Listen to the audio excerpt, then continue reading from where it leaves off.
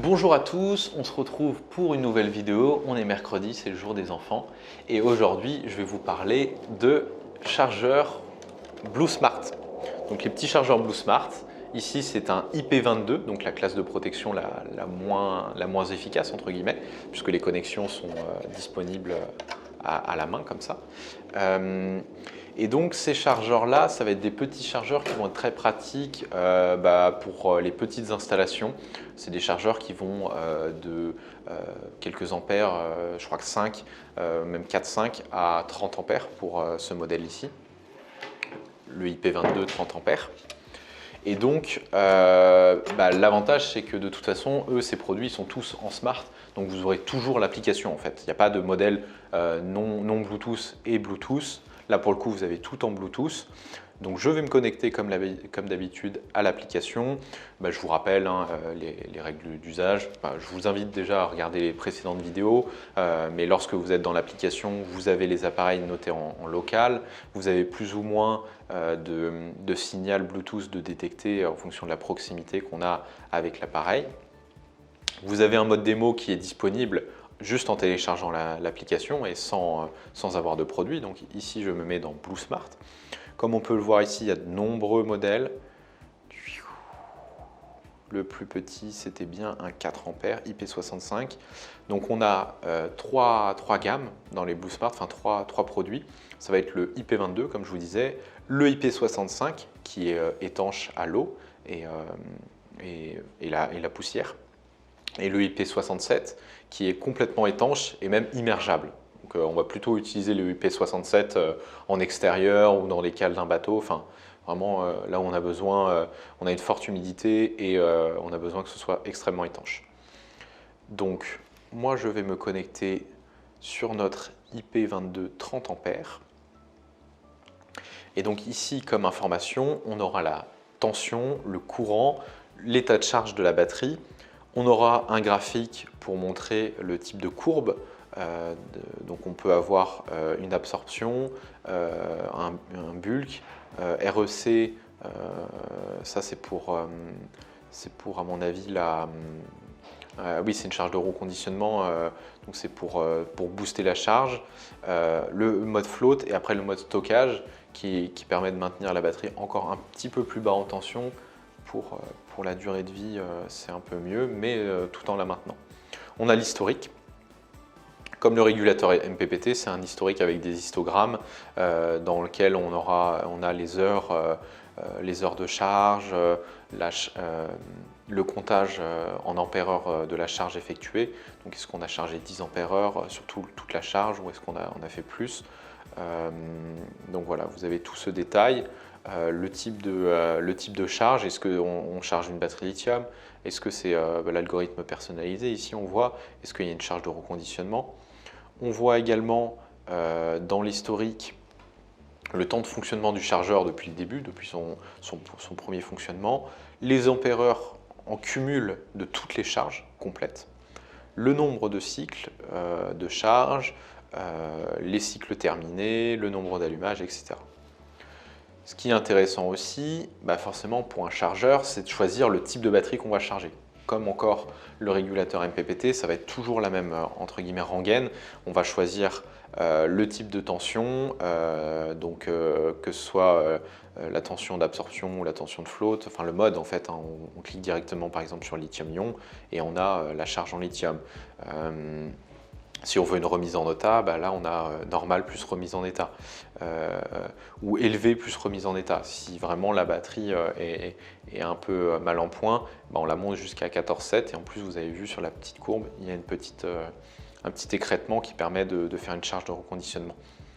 Et après, on peut choisir également le courant de charge. Il y a un mode nuit en fait qui permet de brider le courant de charge à 50%. Pour éviter que le chargeur fasse du bruit en fait, donc c'est pas mal. Donc ça c'est le mode nuit, courant de charge bridé, voilà. Et après il y a les paramètres avancés qu'on peut activer. Donc là encore, paramètres avancés, c'est comme tous les autres produits sur Victron Connect. Si vous n'avez pas de compétences particulières, on ne vous invite pas à toucher ces paramètres-là. Voilà, vous laissez les paramètres basiques de l'application, mais bon, Ici sur le chargeur, comme vous pouvez le voir, je vous le montre à l'écran, en fait les paramètres, ça va être la compensation là encore de température, ça va vraiment être rentré dans les détails. Bon, aussi il y a le choix de la tension de veille, si vous connaissez cette information de la part du constructeur des batteries que vous avez, donc ça peut être pratique. Ces chargeurs-là, ils sont pas mal pour des véhicules, par exemple, qu'on met en hivernage. Ça permet de maintenir la batterie du véhicule chargée et de l'entretenir. Pas avoir, lorsque l'hiver est fini et qu'on veut utiliser son véhicule, se retrouver avec des batteries vides et les changer, quoi. Donc c'est pas mal. Certaines personnes utilisent ces chargeurs également pour des véhicules de collection. Là, on a un chargeur avec une sortie, mais il existe des chargeurs avec 3 sorties. Et donc, les personnes qui ont par exemple plusieurs véhicules de collection peuvent maintenir 3 batteries en même temps. Voilà, il y a plein d'utilisations possibles à ces chargeurs. Sur le modèle, moi particulièrement, je sais que ce n'est pas le cas de tous mes collègues, mais moi j'aime bien le modèle IP22. Pourquoi? Parce que ça va être le modèle qui va aller jusqu'à le plus puissant, le courant de charge le plus élevé dans la gamme. Il va aller jusqu'à 30 ampères. Donc c'est pour ça que moi je l'aime bien. Je l'aime bien aussi parce que il a le fusible de disponible ici, le fusible côté DC, pas côté AC par contre. Côté 230 volts, le fusible n'est pas accessible, mais côté batterie, oui. Et donc c'est pour ça que je l'aime bien. Parce que en fait, ça va être le meilleur rapport prix-puissance sur la gamme des chargeurs BlueSmart. Après, selon les utilisations, comme je vous disais, si le chargeur est susceptible de se prendre beaucoup d'humidité, beaucoup de chaleur, vaut mieux un appareil complètement étanche. Et donc là, on va s'orienter vers du IP65 ou du IP67, qui ira jusqu'à 15 ampères de mémoire ou 20 ampères. Donc on n'aura pas plus, mais au moins on aura un modèle qui sera beaucoup plus étanche. Et par contre, là, il n'y a pas de fusible, mais au moins tout est pré-câblé et vous n'avez pas à vous embêter. L'avantage du IP65, je ne l'ai pas ici, mais c'est qu'il est fourni avec des petits connecteurs plug and play, avec des pinces. Donc vous pouvez directement aller mettre les pinces sur la batterie, par exemple de démarrage. C'est assez pratique, par exemple, d'avoir un connecteur directement branché sur votre batterie auxiliaire. Donc vous laissez les câbles branchés sur la batterie auxiliaire, vous venez mettre votre chargeur, mettre le connecteur rapide, paf, plugué, vous chargez votre batterie auxiliaire, vous dépluguez, vous mettez le plug avec les pinces, vous allez sur votre batterie de démarrage. Il est assez bien, je sais que Jérémy, lui, il aime bien ce IP65 pour ça parce qu'il y a les connecteurs rapides et c'est pas mal.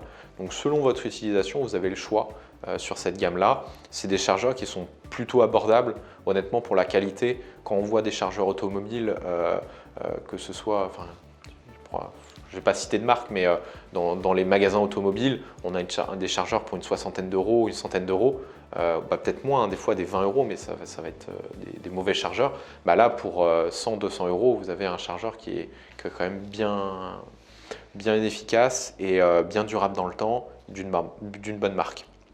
Et en plus, il est Bluetooth. Voilà, donc comme vous pouvez le voir là encore, l'application elle est extrêmement simple. L'application est extrêmement simple, le mode de fonctionnement est simple aussi. Pour conclure encore sur le modèle IP22, il y a un bouton là pour changer les modes, mais sinon ça se fait par l'application. Et sur les autres modèles, il n'y a pas de bouton. Il n'y a pas de bouton en façade, tout se fait par l'application. Donc voilà, selon votre utilisation, vous pouvez choisir l'un ou l'autre des chargeurs. Sur ce, je vous dis une bonne journée, une bonne soirée, un bon week-end, je ne sais pas, quand vous regardez cette vidéo. On se retrouve nous demain, jeudi, pour une prochaine vidéo sur un nouveau produit. Et donc, je vous dis à plus. N'oubliez pas de vous abonner à la chaîne YouTube, vous abonner à l'Instagram. Tout le temps, je force, tout le temps. Allez, ciao!